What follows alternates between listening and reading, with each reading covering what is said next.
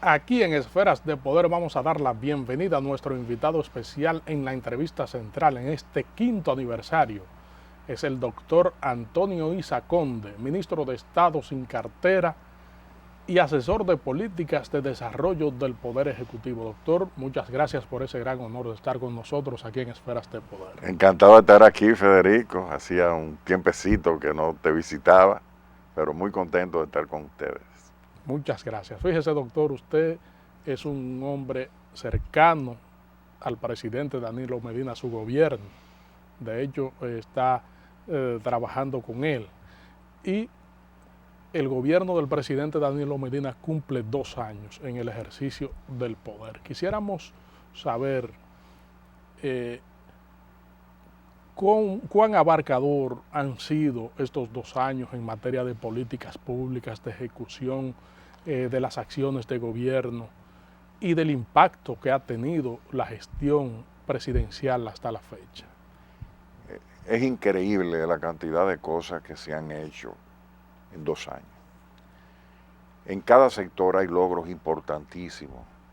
Hay algunos que son tan evidentes que tienen hasta reconocimiento internacional. Se está produciendo una revolución en el sector educativo. Se están construyendo más aulas que todas las aulas que se han construido en la historia del país. Ha comenzado un programa con mucha inversión de formación de maestros, etcétera, etcétera.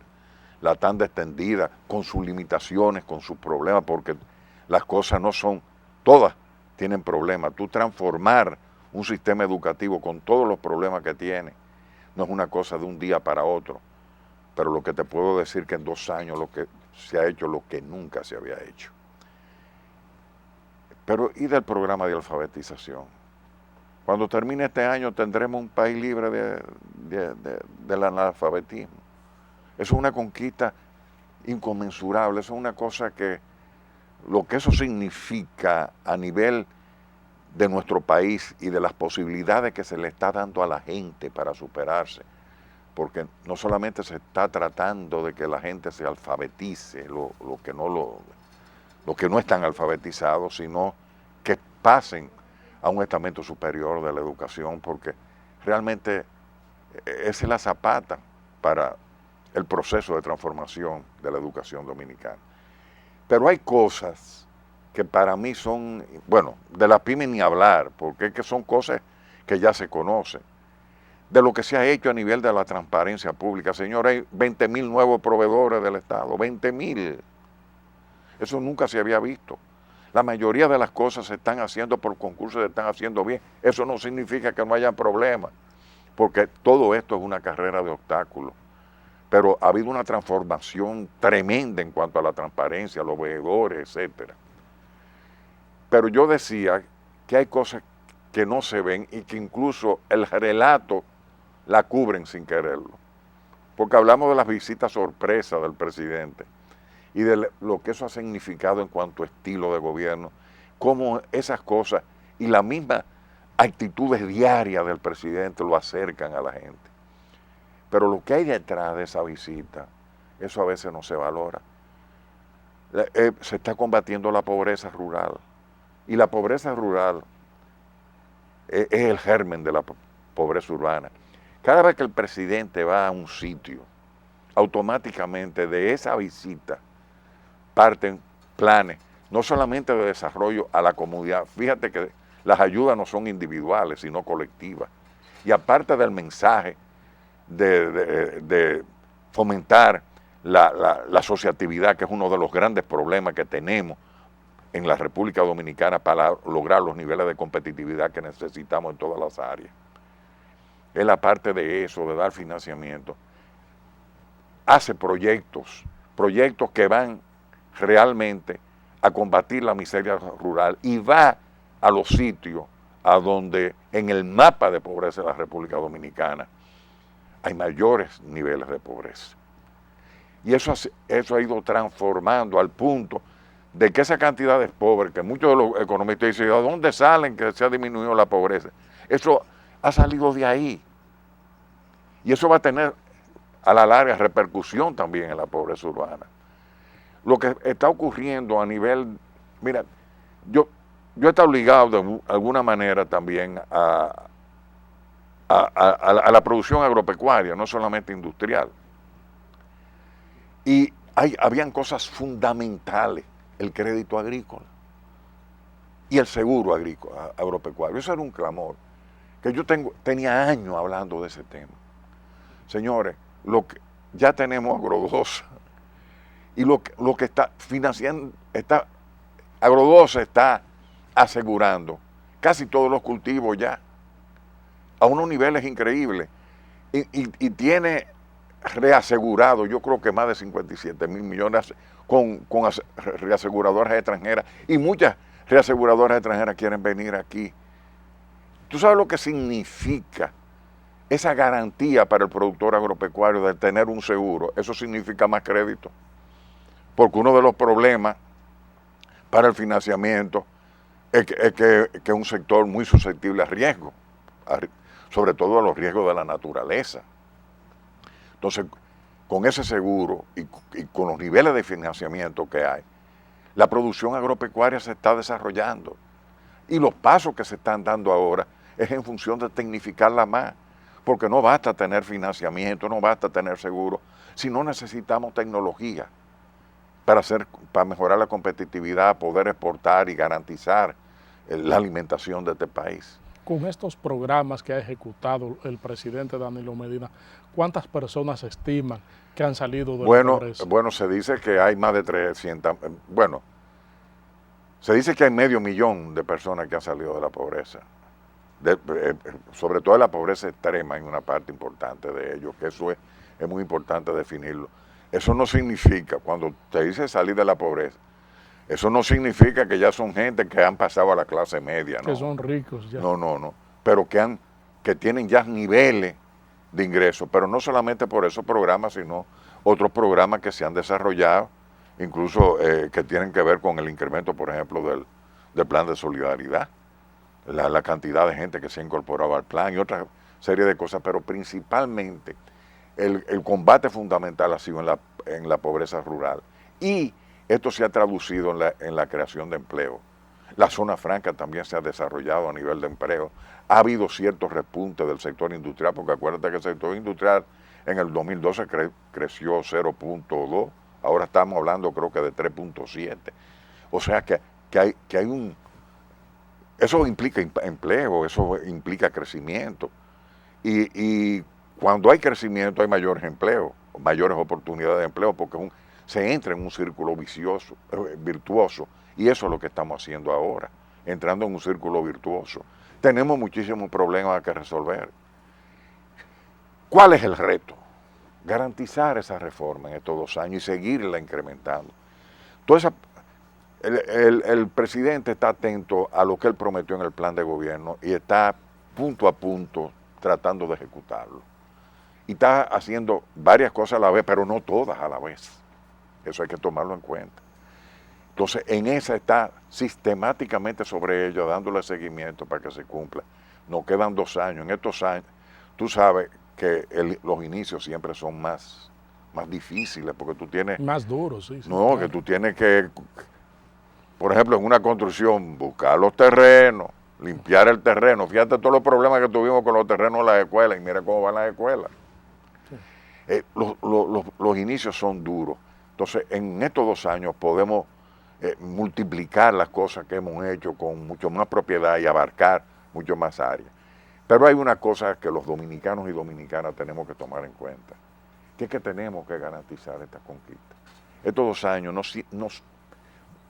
no deben ser simplemente para desarrollar estas cosas, sino para fincarlo, para que un cambio de gobierno no pueda cambiar esta situación, toda esta ganancia que ha tenido este país. Y eso es un compromiso que no puede ser un compromiso del gobierno, de los políticos, de los partidos. Es un compromiso de la sociedad dominicana, que tiene que tratar de que todo, no importa la bandería política que tengamos, nos incorporemos para tratar de no solamente preservar esta conquista, sino desarrollarla y evitar que en el futuro, como ha pasado en otras oportunidades que hemos avanzado 1 o 2 pasos y después lo echamos para atrás, que esta conquista al revés, que este camino no se deje, sino por el contrario. Y tenemos la Estrategia Nacional de Desarrollo, que es uno de los motivos para, para, para que se quisiera, lo que motivó a la sociedad dominicana, que fue en definitiva quien la concibió, aunque el Estado sirvió de facilitador y hay una ley, es para garantizar la continuidad en el tiempo de las políticas públicas. Pero no basta con tener la ley, porque la tenemos en la Estrategia Nacional de Desarrollo. Se necesita la voluntad colectiva del pueblo para hacerlo. Y eso es un llamado que yo desde tu programa quisiera hacerle al pueblo dominicano, que se afanen no solamente en preservar la conquista que hemos logrado en estos 2 años, sino que la multipliquemos y continuemos, no importa quién asuma el poder en un momento dado. Vamos a solicitar su anuencia para hacer una pausa aquí en Esferas de Poder y en breve regresamos con esta interesantísima comparecencia con el doctor Antonio Isa Conde, ministro de Estado sin cartera y asesor de políticas de desarrollo del Poder Ejecutivo.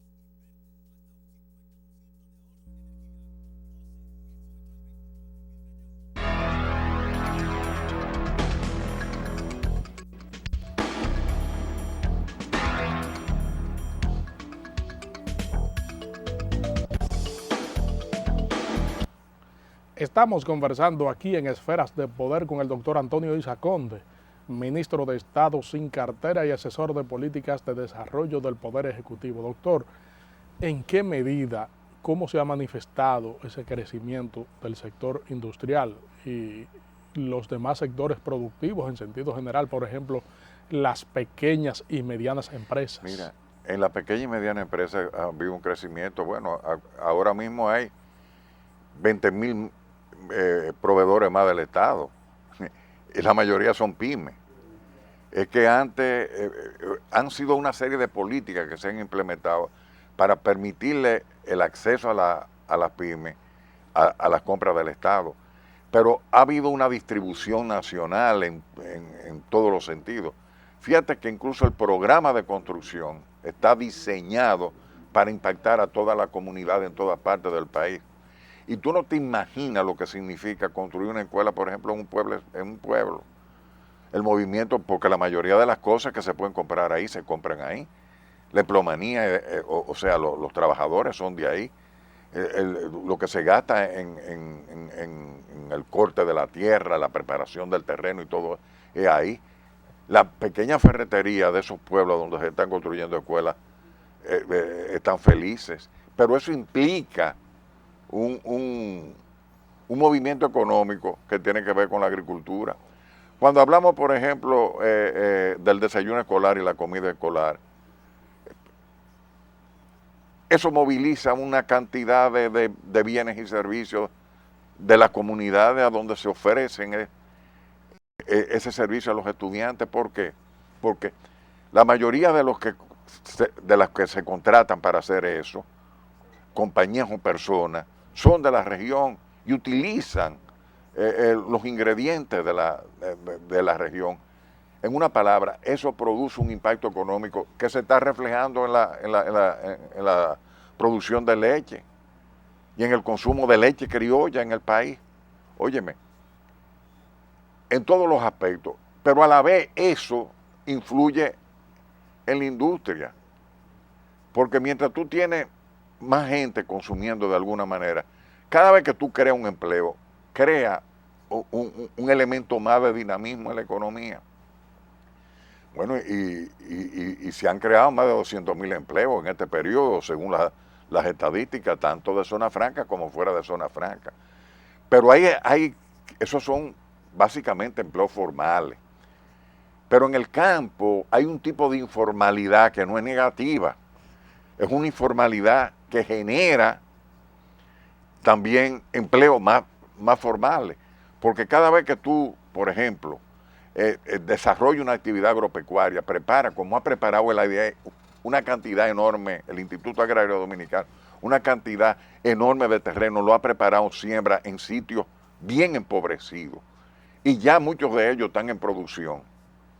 Ahí se desarrolla también una mano de obra, digamos, informal, en el sentido de que hay gente que se convierten hasta en proveedores de alimentos y de cosas, la gente que está trabajando en esos predios. En fin, hay un dinamismo económico porque la formalidad también genera informalidad y a su vez la informalidad más formalidad, porque el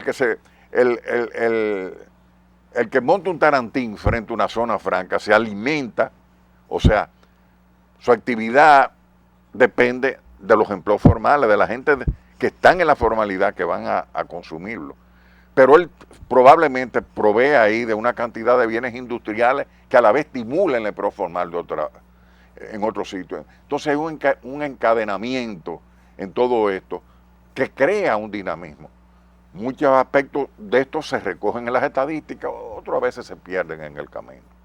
Doctor, entonces, debido a esa labor que usted ha expuesto aquí y que mucha gente lo siente en la población, se ha levantado una corriente, incluso propalada por gente cercana al presidente de la República, manifestando que 4 años serían insuficientes para desarrollar el vasto programa que ejecuta actualmente el presidente Danilo Medina y que debiera repostularse. ¿Qué usted cree sobre todo esto? Cualquier gente que quiere este país y que ve cuáles son las alternativas políticas de este país, quisiera ver a Danilo 4 años más. Eso es un sentimiento natural, pero tenemos que entender que hay una limitación de tipo constitucional y hay otra que es la personalidad del hombre, que eso no podemos olvidarlo. Es una persona que es muy del librito, pero realmente ese sentimiento nacional lo comparte mucha gente. Pero yo insisto en que incluso todo lo que tenemos ese sentimiento, el esfuerzo ahora hay que hacerlo básicamente para garantizar que esa conquista permanezca en el tiempo. Claro, la mejor manera sería que Danilo durara 4 años más, pero frente a esa imposibilidad tenemos que crear las condiciones institucionales y sobre todo la conciencia social de preservar lo que son esos logros y empujar para que el programa político de Danilo, que se fundamenta en la Estrategia Nacional de Desarrollo, se siga desarrollando, y valga la redundancia, durante los próximos años. ¿A qué usted atribuye ese sentimiento nacional de que Danilo permanezca todavía más tiempo? A todas estas cosas, que no es solamente el estilo, tú puedes mantenerte por el estilo y la forma cercana, que eso ha aprendido en este pueblo, porque este pueblo deseaba tener un gobernante cercano a él. Pero es la visión de Danilo lo que ha calado, señores. Eso fue lo que le llevó al poder, en primer lugar.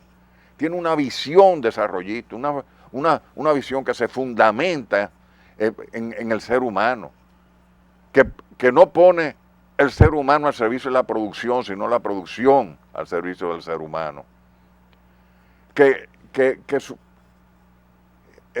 Es un hombre que siente la pobreza y trata de transformar la vida de la gente que vive en condiciones de pobreza de este país, y eso lo siente el pueblo. Cuando él ve esos campos, no es la visita sorpresa nada más, es lo que él está haciendo y la gente lo vive, porque si fuera un teatro no le hicieran caso, pero la gente lo vive. Y hay cosas elementales que se reflejan hasta en el lenguaje corporal, cuando una persona está actuando por digamos, guardar una teatralidad de tipo político, o lo hace porque eso le sale, como dicen vulgarmente, del alma. Y Danilo, tú lo sientes, la sinceridad, ¿por qué? Porque es una persona cercana al pueblo. Y por eso es que su visión y su estrategia para lograr los cambios en la República Dominicana se fundamentan sobre todo en esa sensibilidad que tiene frente al ser humano. Entonces, yo te digo una cosa, eso la gente le está viendo ahora que está en el poder. Yo lo vi cuando era una mala palabra. Yo nunca había participado activamente impulsando un candidato político, aunque había colaborado técnicamente con gobiernos, he trabajado en la sociedad civil, en fin, he hecho muchísimas cosas, pero nunca me involucré en el partidarismo, digamos, propiamente dicho. No, yo asumí esa bandera porque desde el principio, cuando comencé a tratarlo, me di cuenta que era una persona que tenía una visión transformadora para la República Dominicana. E incluso cuando se proclamó precandidato, que yo hablé en el meeting, dije que Danilo era más que un precandidato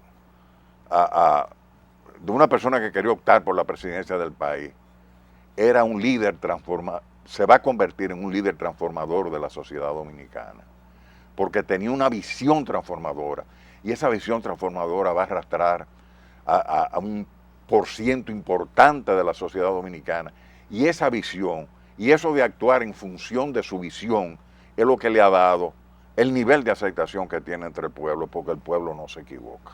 ¿Cuáles son los retos que encara el gobierno en los próximos 2 años? Seguir combatiendo la pobreza, seguir creando empleo. El problema de este país es el empleo.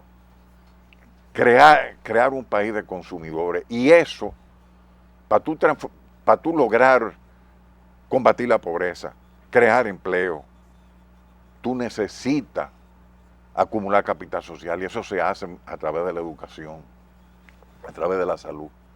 La reforma del sector salud es uno de los retos que tenemos, que hay que enfrentar, porque hay muchos problemas ahí, se han enfrentado muchas cosas, pero todavía falta un largo camino que recorrer. Por eso digo, en estos 2 años tenemos que seguir haciendo lo que nunca se ha hecho, para poder culminar esta obra de gobierno con realizaciones todavía mayores de las que tenemos hoy. Doctor Antonio Isa Conde, para nosotros ha sido más que un honor su comparecencia aquí en Esferas de Poder, para hablarle al país. Lamentamos que el tiempo sea corto para seguir abordando todos estos temas interesantes y la visión de gobierno, la obra del presidente Danilo Medina y los planes futuros. Esferas de Poder será un canal abierto para una próxima comparecencia suya. Muchas gracias. Gracias a ustedes, amigos televidentes, por habernos acompañado aquí en Esferas de Poder en esta comparecencia con el doctor Antonio Isa Conde, ministro de Estado sin cartera y asesor de políticas de desarrollo del Poder Ejecutivo. En breve, Poder Ciudadano con la periodista Ivonne Alcántara aquí en Esferas de Poder. Hasta